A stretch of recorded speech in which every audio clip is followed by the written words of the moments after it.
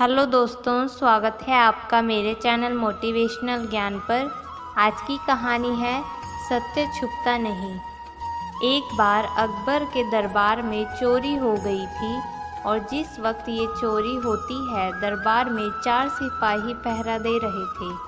चोरी होने के बाद अकबर इन चारों सिपाहियों को अपने दरबार में बुलाते हैं और इनसे कहते हैं, मुझे पता है कि तुम चारों में से ही किसी एक ने कल रात को दरबार में चोरी की है, इसलिए तुम चारों में से जिसने भी चोरी की है वो आगे आ जाए। अगर चोर अपना गुनाह खुद कबूल कर लेगा तो मैं उसे कड़ी सज़ा नहीं दूंगा। अकबर की ये बात सुनकर चारों सिपाही एक ही स्वर में कहते हैं, महाराज, हमने कोई चोरी नहीं की है।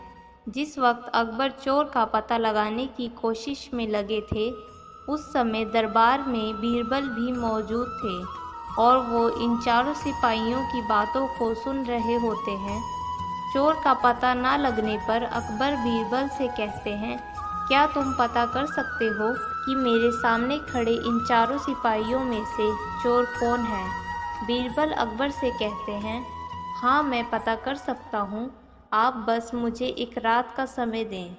दरबार में मौजूद मंत्री बीरबल की ये बात सुनकर हैरान हो जाते हैं और सोच में पड़ जाते हैं कि बीरबल आखिर ऐसे एक रात में ही असली चोर का पता लगा पाएंगे।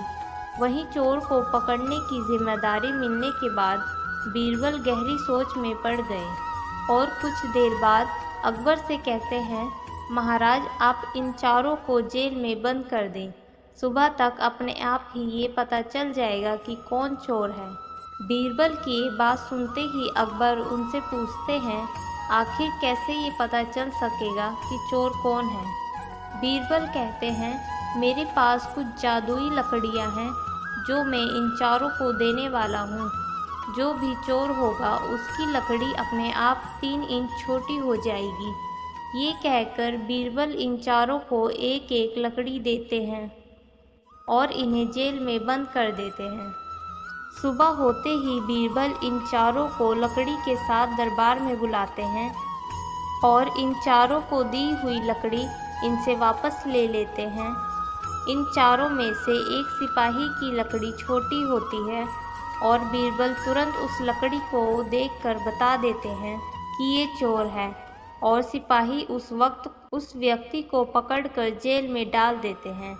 जिसके बाद बीरबल अकबर से बोलते हैं, महाराज, चोर को लगा ये जादुई लकड़ी 3 इंच छोटी हो जाएगी और उसने इस डर से उसको दी गई लकड़ी को काट कर छोटा कर दिया, लेकिन ये कोई जादुई लकड़ी नहीं थी। बीरबल की ये बात सुनकर अकबर खुश हो जाते हैं और बीरबल की चतुराई की तारीफ करते हैं। इंसान चाहे कितना भी कोशिश कर ले, लेकिन सत्य कभी छुपता नहीं है और सबके सामने आ ही जाता है। इसलिए जीवन में कभी भी झूठ ना बोलें, सदा सही रास्ते पर ही चलें।